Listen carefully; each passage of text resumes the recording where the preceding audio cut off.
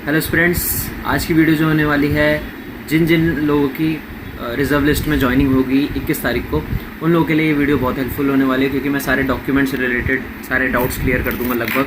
Still कोई doubt रह जाता है तो इंस्टाग्राम या फिर comment section is always there for you. बहुत सारे सवाल आए हैं इंस्टाग्राम पे, बहुत सारे सवाल कमेंट सेक्शन में भी आए हैं, बहुत सारे रिप्लाइज़ दे के मैं थक चुका हूँ, तो मैंने सोचा इस सब पे एक वीडियो बना दी जाए ताकि आप लोग रिलैक्स हो जाओ।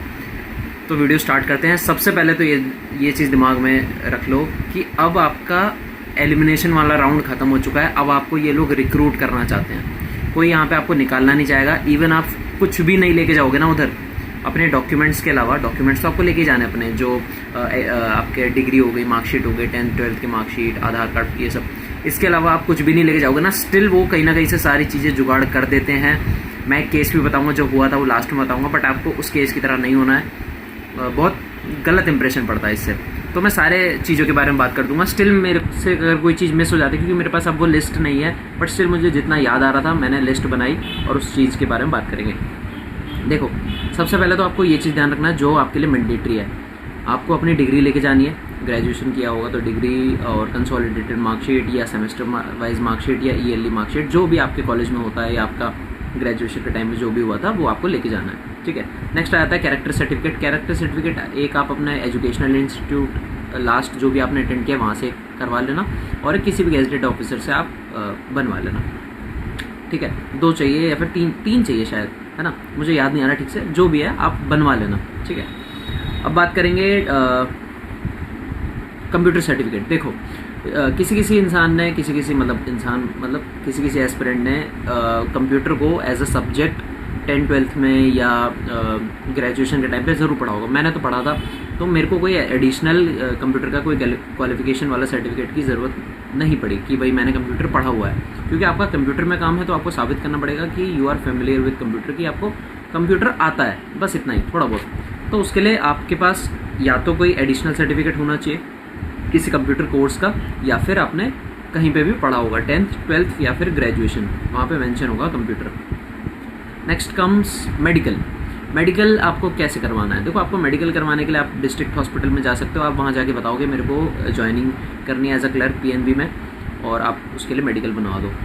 थोड़ा पैसे लेके भी हो जाता है, थोड़ा टाइम लग के भी हो जाता है, जैसे आप कंफर्टेबल हो करवाना चाहो करवा सकते हो। बाकी जहाँ पे आपके डॉक्यूमेंट्स होते हैं ना, वहीं पे कहीं पे थोड़ा सा ढूंढ लेना, वहीं पे ही एक जगह पे PDF दे रखी होती है, मेडिकल रिलेटेड कुछ करके लिखा होगा, और वहाँ पे आप जब क्लिक करोगे PDF डाउनलोड हो जाएगी। तो उस PDF में आप अगर देखोगे तो वहाँ पे सिटी वाइज, जैसे पूरे यूपी में बहुत सारे सिटीज़ है, ऐसे ही आपके अलग अलग स्टेट में अलग अलग सिटीज़ हैं, तो सिटी वाइज वहाँ पे कॉन्टैक्ट नंबर दे रखा है और लोकेशन दे रखा है, तो आप वहीं जाके आप अपना मेडिकल करवा सकते हो। वहाँ पे भी थोड़े बहुत पैसे लेते हैं और पूरा मेडिकल आराम से हो जाता है। ठीक है।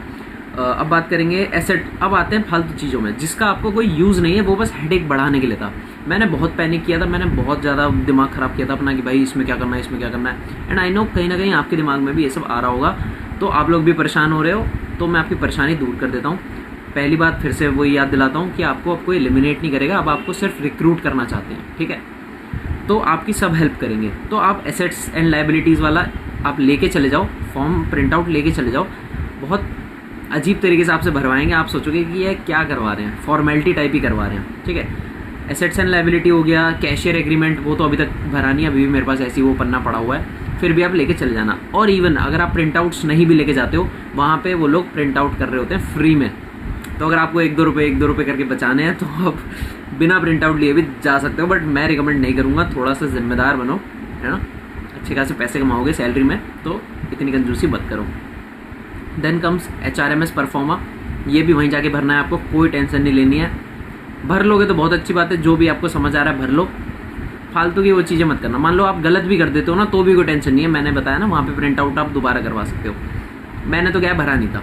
ठीक है। मुझे एक जगह से थोड़ी सी गाइडेंस मिल गई थी, मेरे एक नोन है, उन्होंने बोल दिया था कि चिंता मत कर। मैंने तब भी चिंता कर रहा था, चिंता मत कर, तू सब लेके चले जा, वहीं जाके भर लियो। तो मैंने वहीं जाके भरा था। ज्वाइनिंग रिपोर्ट कुछ नहीं करना, आप बस लेके चले जाओ। कंडक्ट एंड परफॉर्मेंस कुछ नहीं करना, आप बस लेके चले जाओ। एक्नॉलेजमेंट कुछ नहीं करना। ये इसमें यह था कि आपका जब मेल आता है ना कि आप ज्वाइन कर रहे हो कि नहीं, कॉल भी आएगा ज्वाइन कर रहे हो कि नहीं, तो उसके लिए आपको एक वो आएगा, क्या कहते हैं, यही एक्नॉलेजमेंट वाले को आपको मेल करना होता है। आप मेल नहीं भी करोगे ना तो भी कुछ नहीं होगा। मैंने मेल किया, मतलब उसको स्पीड पोस्ट किया था, कुछ नहीं हुआ उससे, मेरा पहुंचा भी नहीं, तो कोई टेंशन नहीं है। देन कम्स ज्वाइनिंग रिपोर्ट हो गया। कंडक्ट एंड परफॉर्मेंस कुछ नहीं करना है, शायद बता दी मैंने। बायोडाटा फॉर्म वहीं जाके भरना, बहुत सारी चीज़ें उसमें समझ नहीं आएगी आप लोगों को भी, मुझे भी ऐसा डाउटफुल सा हो रहा था तो मैंने नहीं भरा था, जो मुझे समझ आ रहा था मैंने वही चीज़ें भर दी थी। एग्रीमेंट ऑफ सर्विस, ये कुछ लोगों ने हमारे बैच में बहुत लोगों ने बनवा लिया था, 2,000 3,000 का उनका मतलब ऐसा हो गया, मतलब मान लिया लोगों ने, बट कुछ लोगों ने फॉर अ सेफ साइड वहीं जाके फिर से बनवा लिया। हमारा क्या हुआ, वहाँ पे उन्होंने वकील बुलवाया था, एक वकील सा आया था और उसने हमारे वहीं बैठे बैठे सारे एग्रीमेंट बना दिए, कोई टेंशन नहीं हुई, बस उसने शायद 400 रुपये लिए और सारा काम डन हो गया। ठीक है। देन कम्स, नहीं 1000 नहीं लगे थे, जिन लोगों को जो घर से करवा के लाए थे उनके 500 ऐसे 1000 ये सब लगे थे, 2-3 हज़ार नहीं लगे थे। Then comes fidelity and secrecy, कुछ नहीं करना, आप लेके चले जाओ। रेफरेंस फॉर्म में देखो आप जो नाम डालते हैं उसमें लिखा होगा कि preferably known to you, known to bank, जो भी आप रेफरेंस में नाम दे रहे हो उनका हो सके तो बैंक से संबंध हो, मतलब वो बैंक वगैरह में काम करते हो तो ज़्यादा बेहतर है। तो मेरे तो नोन में थे बैंक वाले, बाकी कुछ लोग वहाँ पे जब आप एग्रीमेंट ऑफ सर्विस भी भर रहे होगे तो वहाँ पे रेफरेंस में लोग एक दूसरे के नाम डाल रहे थे। ठीक है, मान लो मैं और आप गए हुए हैं डीवी के लिए, तो मैंने आपका नाम डाल दिया, आपने मेरा नाम डाल दिया, एड्रेस वगैरह सब कुछ लिख दिया, कोई टेंशन नहीं है, आप ये सब भी कर सकते हो। और मैं सही बता रहा हूँ, मैं फिर से रिपीट करूँगा, अटेस्टेशन फॉर्म को सीरियसली लेना, अटेस्टेशन फॉर्म सीरियसली लेना, कैरेक्टर सर्टिफिकेट सीरियसली लेना, मेडिकल सीरियसली लेना, ये 3 चीज़ें लेके चल जाओ और अपने डॉक्यूमेंट्स लेके जाओ, बाकी सारी चीज़ें वहाँ जाके हो जाएंगी। अब मैंने जो बताया था, जो मैं बताने वाला था, एक केस जो बहुत एक्सट्रीम हुआ था, मैं वहाँ पे पहुँचा और एक बंदा, मतलब मैं वहाँ पहुँचा और सब लोग डॉक्यूमेंट्स अपने रेडी कर रहे हैं, एक जना वहाँ पे आता है, कहता है सर मैं अटेस्टेशन फॉर्म नहीं लेके आया। That is a big thing. वहाँ पे फिर उसको एक कॉन्टैक्ट नंबर प्रोवाइड किया गैजेटेड ऑफिसर का और उसने वहीं पे ही बनवा के सब कुछ रेडी कर लिया। मतलब इतना उसको भगा सकते थे, फिर भाग यहाँ से, अटेस्टेशन फॉर्म नहीं लेके आया तू, बट नहीं, उसको थोड़ा सा बोला कि आप इतने गैर जिम्मेदार कैसे हो सकते हो सर, ये वो, पर हो गया, कुछ दिक्कत नहीं है। एक जना मेडिकल करवा, 2 जने मेडिकल नहीं करवा के आए थे, हमारे जहाँ STC था उसी के सामने एक गवर्नमेंट हॉस्पिटल था, तुरंत के तुरंत मेडिकल बन गया एंड सारी फॉर्मेलिटी डन।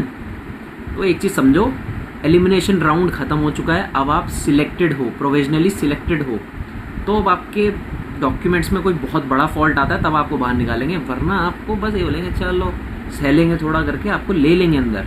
ठीक है, कोई टेंशन की बात नहीं है। स्टिल मेरे से अगर कोई चीज़ मिस हो रही हो, आई डोंट थिंक मेरे से कुछ मिस हो रहा है, कुछ नहीं है, बस मैं एक एडवाइस दूंगा, अपनी ट्रेनिंग को इतना इन्जॉय करना, शर्माना मत, सब लोग आपस में बात करना अच्छे से, लड़का लड़की बाहर में जाओ, सब बात करो एक दूसरे से, लड़के भी आपस में बात करो लड़कियों से, लड़कियां भी बात करने की ट्राई करो लड़कों से। ठीक है, मेमोरीज बनाओ जितनी हो सके, हर चीज़ में पार्टिसिपेट करना, स्पोर्ट्स में पार्टिसिपेट करना, हर स्पोर्ट्स में पार्टिसिपेट करना, मैंने सब में पार्टिसिपेट किया था भाई, कल्चरल में भी पार्टिसिपेट किया था मैंने, सब में पार्टिसिपेट करना, सर्टिफिकेट मिलेंगे, मेमोरीज याद रहेंगी, शर्म मत करना, कोई किसी को दोबारा नहीं मिलने वाला, वो जो 14 दिन या जो भी 12-14 दिन जो भी पड़ेंगे ना, वो याद आएंगे, मुझे तो बहुत याद आते हैं। मैं अगर मुझे पता होता मेरे को इतने याद आने हैं, मैं थोड़ा और अच्छे से एंजॉय करता, सोता नहीं मैं 14 दिन। ठीक है, तो बेस्ट टाइम होता है ट्रेनिंग। ठीक है, अच्छे से एंजॉय करना और ईगो को साइड कर देना। ठीक है, अजनबी लोगों से बात करने में ईगो आ जाता है, आई नो थोड़ा सा कि मैं इससे पहले की बात करूँ, ईगो को साइड कर देना, वरना मैं बता रहा हूँ बहुत लोग आज भी रिग्रेट करते हैं कि यार हम जल्दी सो जाते थे, हमने बहुत मज़े किए हैं। तो आई होप तुम लोग भी मज़े करोगे। बाकी कोई डाउट हो, कुछ भी रिलेटेड कुछ भी हो, message me, I am there for you. Okay, all the best and bye bye.